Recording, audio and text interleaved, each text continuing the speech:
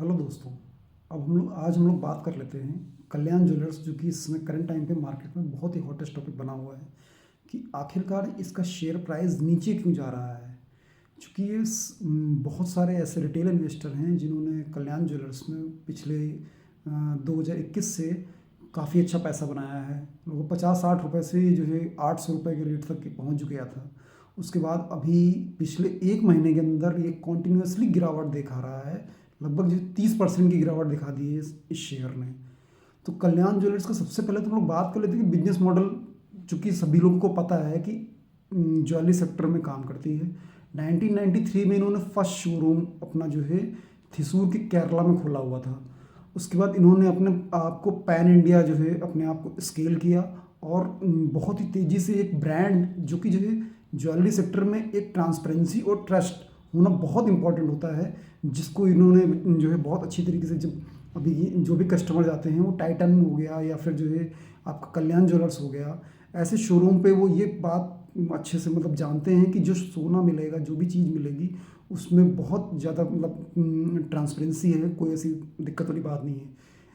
इनके यहाँ टोटल जो है 3848 एम्प्लॉई करंट टाइम पे काम कर रहे हैं और 231 शोरूम जो Q2 FY 24 की कॉन कॉल थी उसमें इन्होंने मतलब बताया, और इन्वेस्टर पीपीटी में भी ये चीज़ शो गई। 231 कल्याण शोरूम जो है इनके बने हुए हैं, जिसमें कुछ कोको मॉडल पे जारी करते हैं, कुछ फोको मॉडल पे जारी करते हैं, शोरूम इनके खुलते हैं। देखिए हुआ क्या था इनका जो है सन 2021 में, चूँकि मैं पहले से पुराना इन्वेस्टर रहा हूँ, तो इन्होंने जो है अपने आप को एक्सपैंड किया है जब जो है मिडिल ईस्ट में आकर के। उसके बाद से कल्याण ज्वेलर्स का जो एक्सपेंशन का प्लान रहा है वो बहुत ही ज़्यादा तेज़ी से रहा है, जिसकी बहुत अच्छा इम्पैक्ट इनके सेल्स ग्रोथ पे बहुत अच्छा दिखता है। चूँकि जो है ये ऑल ओवर पैन इंडिया अपने आप को जो है बहुत तेज़ी से जो है ग्रो कर रहे हैं, इस वजह से इनका जो है सेल्स में बहुत अच्छा इम्पैक्ट भी नज़र आता है। अभी इनके ऊपर जो है कुछ आरोप लगाए गए हैं। आरोप क्या लगाए गए हैं, जो कि र्यूमर मार्केट में इस समय जो है फैला हुआ है। तो वो र्यूमर क्या है? सबसे पहला र्यूमर है कि कंपनी का विमान खरीदने के बारे में बात की जा रही है। ठीक है। दूसरा र्यूमर क्या है कि इनके द्वारा जो है जो इनकी बैलेंस शीट होती है वो ऑडिटर से मिलीभगत करके सही ऑडिट रिपोर्ट नहीं दी जा रही है।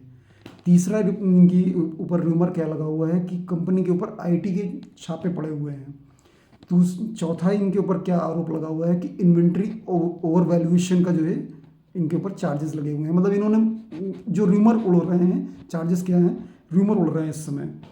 पांचवें इनके ऊपर क्या आरोप लगा है कि प्रमोटर ने प्लेजिंग की है।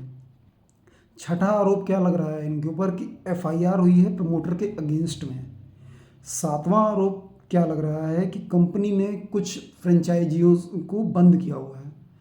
तो इन सभी आरोपों को देखते हुए कंपनी ने इमरजेंसी में अभी 2-3 दिन पहले कॉन कॉल अटेंड कराई, जिसमें जो है जो कंपनी के मैनेजिंग डायरेक्टर थे रमेश रामन कल्याण, उन्होंने जो है इसको बताया कि जो है मतलब आखिर इन आरोपों के बारे में क्या सच्चाई है, क्या सही है, क्या नहीं है सही है।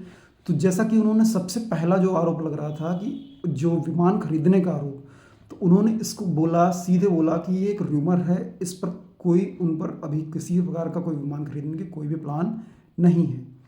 दूसरा आरोप जो उनके ऊपर लग रहा था कि मैनेजमेंट ने जो अपनी बैलेंस शीट प्रस्तुत की है या दिखाई गई है, उसमें जो है इन्होंने किसी प्रकार का जो है मतलब ऑडिटर से मिलीभगत करके इन्होंने जो है नतीजों में इधर उधर नंबर किए हुए हैं। तो उन आरोपों का भी इन्होंने बहुत पूरी तरीके से खंडन किया है। इन्होंने कहा है कि ऑडिटर से संबंधित कोई भी जो है जो समस्या है वो कई फेजेस से गुजरती है, तो इसमें किसी भी प्रकार का जो है मतलब कोई ऐसा कोई वो नहीं है, कोई प्रॉब्लम नहीं है। और लगभग इनका जो है 30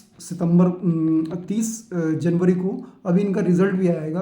तो उन्होंने कहा कि वो नए क्वार्टर की बैलेंस शीट ऑडिटर से गुजर रही है। 30 सितंबर को जब रिजल्ट प्रस्तुत होंगे तो उसमें वो दिखाई जाएगी।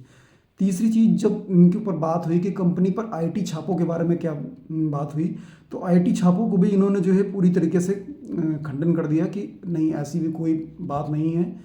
चौथे इनके ऊपर बात हो रही थी कि इन्वेंट्री ओवर वैल्यूएशन की बात हो रही थी।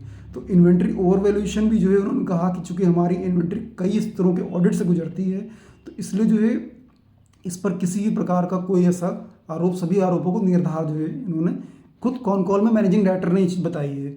कंपनी के प्रमोटर के ऊपर जो है जो ब्राइब लेने का आरोप को भी उन्होंने बहुत ज़्यादा जोरदार खंडन किया है कि मतलब नहीं, कोई ऐसा चीज़ नहीं है।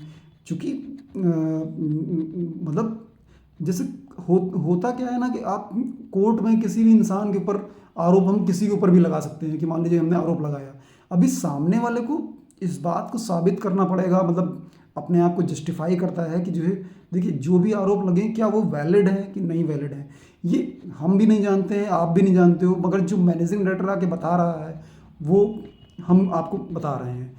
फिलहाल के समय में जो है बहुत से लोग इन्वेस्टेड होंगे। देखिए इन्वेस्टमेंट करना, इन्वेस्टमेंट में उसमें आगे पैसा डालना, पैसा बढ़ाना, वो आपका अपना डिसीजन है, इसमें मेरी कोई ऐसी अपनी राय नहीं है।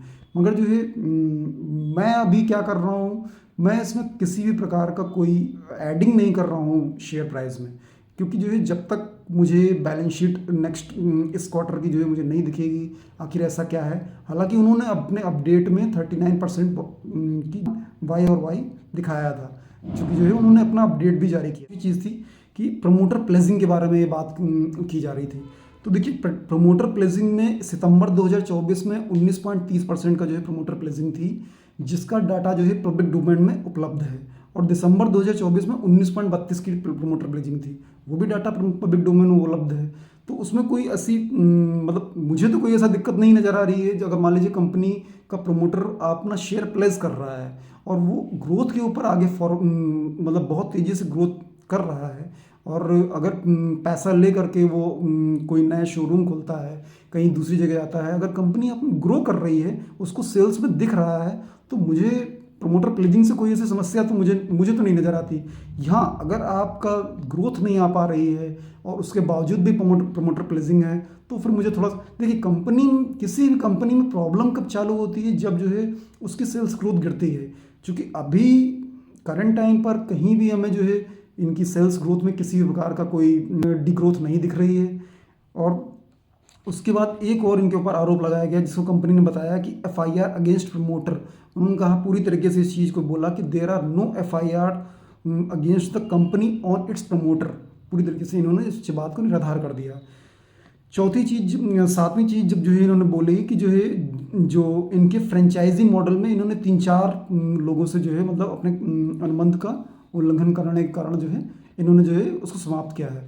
तो कंपनी के मैनेजमेंट के इस बारे में बात करना है कि हाँ भाई उन्होंने ये चीज़ की हुई है कि जो है कुछ लोगों ने जो है मतलब 3-4 लोगों ने उनके जो कंपनी के नॉर्म्स होते हैं उस पर उन्होंने जो है काम नहीं किया, जिसकी वजह से उन्होंने जो है देखिए अगर आप किसी कंपनी को ग्रो कर रहे हो, लगभग 231 या मतलब इनके 231 शोरूम के आसपास हैं, उसमें से 2-3-4 ऐसे तो लोग कुछ ना कुछ मिल ही जाते हैं, जिसमें जो है ये होता है कि भाई कुछ जो कंपनी के नॉर्म्स होते हैं उसके अकॉर्डिंग वो कार्य नहीं कर रहे हैं, और कंपनी अगर ऐसा डिसीजन ले रही है तो उसमें मुझे तो ऐसा कोई बुराई नज़र नहीं आती है। बाकी अभी अगर इसको ग्रोथ के लेवल पे लेंगे तो मुझे लगता है शायद हो सकता है उन लोगों को हटा के किसी दूसरी जगह दूसरे लोगों को रखे और कंपनी ग्रो करे, उसमें क्या कोई प्रॉब्लम तो है नहीं। अगर कंपनी ग्रो कर रही है तो आपको पैसा मिलेगा, अच्छे मतलब अच्छा मिलेगा। अभी इनका देखिए फोकस क्या है, फोकस जो है क्या है, करंट टाइम में इन्होंने जो है 80 शोरूम का इनका जो है टारगेट था कि मतलब इस फाइनेंशियल ईयर में 80 शोरूम खोलेंगे, जिसमें से इन्होंने 50 शोरूम अभी तक के इन्होंने खोल लिए हैं। 30 शोरूम ये बोल रहे हैं कि मार्च 2025 तक ही और खोल लेंगे। नेक्स्ट फाइनेंशियल ईयर FY26 के लिए इन्होंने बोला है कि हमें 170 शोरूम्स और ओपन करने हैं, उसका टारगेट भी दे रहे हैं 170 शोरूम्स के लिए। तो अगर कंपनी ग्रोइंग मोड में है और बहुत अच्छा अपना बिजनेस लेवल पे कर रही है, तो मुझे कहीं से भी ऐसा नहीं लग रहा है कि जो है सिर्फ शेयर प्राइस गिरना और मतलब कुछ एक रूमर्स की वजह से।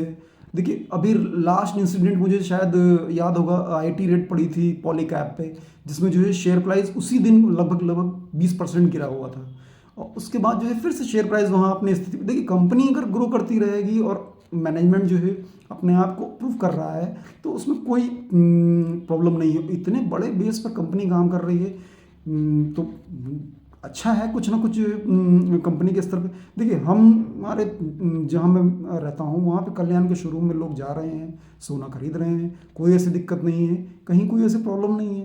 तो अभी इन्वेस्टमेंट करना है नहीं करना है ये आपका अपना नज़रिया है, आप किस तरीके से सोचते हैं। बाकी जो अभी आज की डेट में सिचुएशन थी, जो अभी Q3 की कॉल इन्होंने की, उसमें जो ये बातें निकल के आई वो मैंने आपको अपडेट की हैं। Thank you.